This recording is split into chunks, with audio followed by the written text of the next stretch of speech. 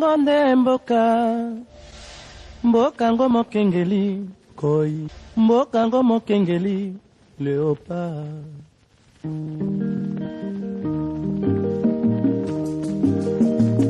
La République démocratique du Congo entre dans le 21e siècle avec une économie fortement délabrée, dans un état de déliquescence très avancé.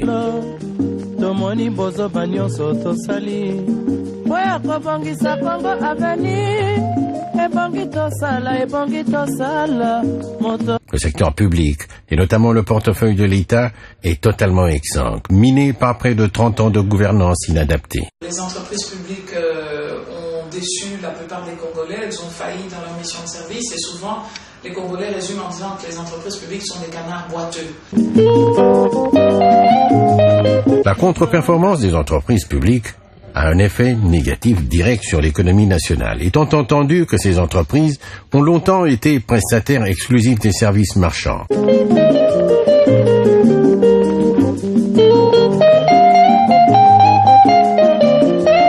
Les secteurs structurants sont à l'agonie, faute de politique et stratégie sectorielle clairement lisibles. Pas de code d'investissement et pas non plus de code sectoriel, que ce soit dans les mines, les transports, l'énergie ou les télécommunications. Il n'y a rien.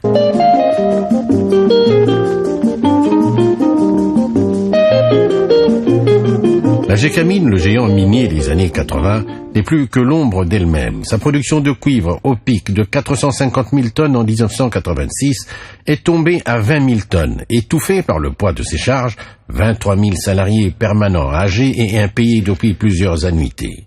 La Gécamine s'est effondrée à partir du moment où les financements des bailleurs de fonds n'étaient plus disponibles. La mastodonte entraîne dans sa chute l'ONATRA et la SNCC qui dégringolent à leur tour. Le personnel est vieillissant, la moyenne d'âge est de 55 ans, c'est trop âgé quand même. Il n'y a aucun investissement, ni en interne par les entreprises publiques elles-mêmes, ni par l'État qui est pourtant le propriétaire de ces entreprises. Il n'y a pas de grue au bord de l'ONATRA, enfin ex-ONATRA à Matadi. Les trains sont complètement abîmés et vieillis au niveau de la SNCC, tant au niveau du Katanga que des deux Kassai ou du Maniema. Il n'y a pas de balises dans les aéroports de la RVA.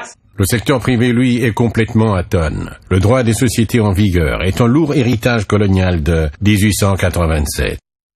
La création d'une SARL est soumise à un décret du chef de l'État et les litiges commerciaux qui relèvent alors de la justice de droit commun sont tranchés à la tête du client. Il n'y a pas d'assurance, pas de système d'intermédiation financière, pas de ratio prudentiel. En plus, de vagues successives de pillages et les secousses politiques ont achevé de décourager les investisseurs les plus optimistes. General Motors est parti, Utex Africa a fermé ses portes. Bref, rien qui permette de rassurer les milieux d'affaires. Ceux qui sont encore là tournent au ralenti et dans la plupart des cas, la machine est à l'arrêt. Décidément, la République démocratique du Congo n'est pas une destination économique viable. Et les quelques entrepreneurs qui y opèrent encore font figure de tête brûlée, car l'environnement des affaires est une véritable jungle.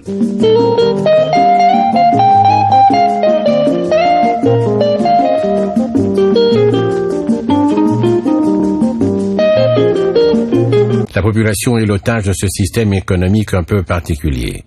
À travers la RDC, immense sous-continent de 66 millions d'âmes, la population, dynamique et ambitieuse, a besoin de tout, ou plutôt manque de tout.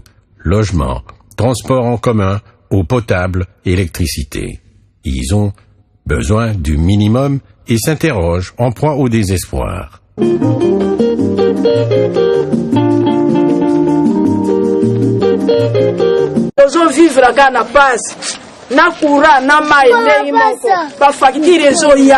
Et pour cause, les contre-performances des entreprises publiques gèlent des pans entiers de l'économie nationale et ne laissent place à aucun espoir. Nous n'avons pas de locomotives qui sont viables.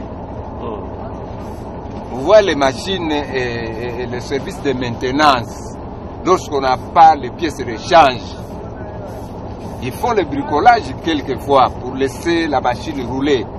Alors qu'il faut avoir une machine en bon état, en norme et marche. Le gouvernement de la RDC fait alors face à un double défi. Restaurer la paix d'une part et permettre au peuple de panser ses blessures et lui redonner des raisons d'espérer, lui redonner la joie de vivre. Et d'autre part, créer les conditions d'une reprise économique durable qui permettra au pays de sortir de sa léthargie économique pour s'engager sur les chemins de la croissance et envisager plus sereinement son émergence économique. La RDC est bien décidée à reprendre son destin en main.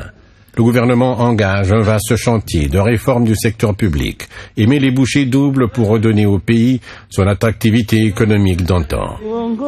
Car, pour entrer dans l'économie moderne, il faut créer toutes les conditions favorables à l'expression rentable de l'initiative privée. Nous avons, juin 2001, un programme économique d'envergure dont l'objectif principal était de casser l'inflation à 3 chiffres, de stabiliser le cadre macroéconomique et de créer des bases solides d'une croissance économique durable. Pour mener à bien cette mission, il est créé en octobre 2002 le comité de pilotage de la réforme des entreprises publiques, COPIREP, placé sous la tutelle du ministre du Portefeuille. C'est un organe technique qui a pour mission de proposer au gouvernement des stratégies des réformes appropriées. Voir que les plus grandes infrastructures de base qui sous-tendent le développement d'une nation sont entre les mains des entreprises publiques. Relancer ces entreprises publiques et pouvoir donner à l'économie et à la population les moyens non seulement de se développer, mais aussi le moyen de s'affirmer comme un État normal. Adossé au COPIREP, le PCDSP est lancé en octobre 2003 avec le soutien de la Banque mondiale qui accompagne le gouvernement de la République du Congo aussi bien dans sa conception que dans son financement. Doté de 120 millions de dollars américains, le projet prévu pour durer 6 ans sera finalement étendu à 10 ans avec une rallonge de 60 millions. C'est un projet qui a été monté par le gouvernement avec l'appui de la Banque mondiale pour pouvoir financer 2 composantes essentielles. C'est l'amélioration du climat des investissements et la réforme des entreprises publiques. Ces composantes sont complémentaires en ce que l'amélioration du climat de l'investissement vise à attirer un important flux de capitaux privés dans l'économie en général et en particulier dans les secteurs d'activité autrefois sous le monopole de l'État et dont l'ouverture au secteur privé est envisagée dans le cadre du programme de réforme des entreprises publiques. Le dialogue avec le gouvernement nous a permis à la Banque mondiale d'essayer d'identifier 2 ou 3 points d'entrée qui permettraient de relancer, nous l'espérons, l'économie. Tout d'abord, la réforme des entreprises publiques, essayer de laisser le secteur privé entrer dans l'économie, ce qui n'était plus le cas depuis de nombreuses années maintenant en RDC. Ensuite, améliorer, assainir le climat d'investissement, c'est-à-dire encourager les investissements privés, ici au Congo, mais aussi venant de l'extérieur. Promouvoir des mécanismes de création d'entreprises plus rapides, améliorer le système de la justice, et ainsi de suite. Le projet Compétitivité de développement du secteur privé que finance la Banque mondiale et qu'exécute le COPIREP est mis en place en 2003. Et ce projet porte sur l'appui au secteur de la justice et à l'amélioration du droit des affaires.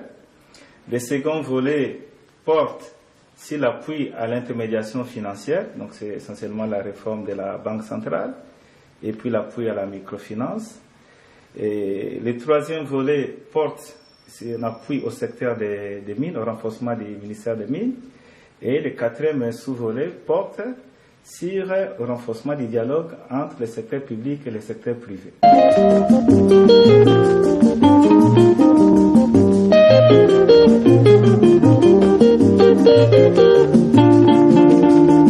La composante réforme des entreprises publiques vise à redynamiser les secteurs clés de l'économie nationale que sont les mines, les finances, l'énergie, les transports, ainsi que les télécommunications dans une optique de libéralisme économique.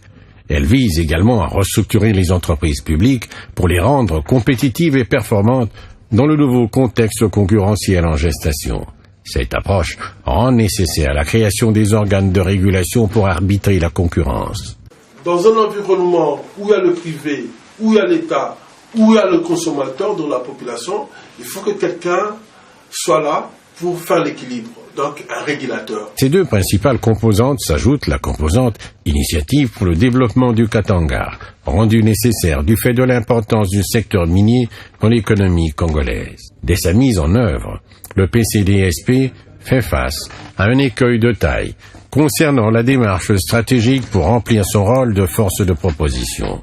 Des groupes sectoriels de travail sont constitués, mais ils entrent très vite en léthargie, emmitouflés dans une bureaucratie ronronnante et peu efficace.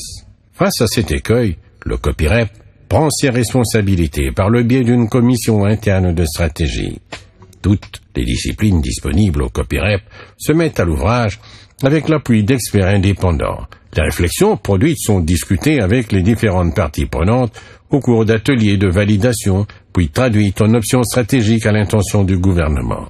C'est la méritocratie, la compétition, la capacité, l'indépendance, la volonté de bien faire de cette équipe authentiquement congolaise qui a permis d'aiguiller, d'alimenter les décideurs politiques sur les meilleures pratiques à développer pour assainir, stabiliser, améliorer nos entreprises publiques. Le sombre tableau va ainsi s'éclaircir progressivement grâce à une volonté ferme et irrévocable de réforme. Il a bien fallu oser pour que soit demain. Congo, Congo ne mboka, Congo, mboka ya Bangkoko.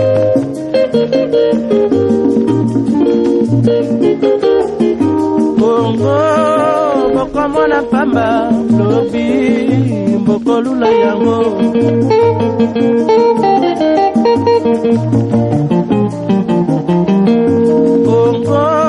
Congo ya Afrika, Congo, mboka ya kitoko.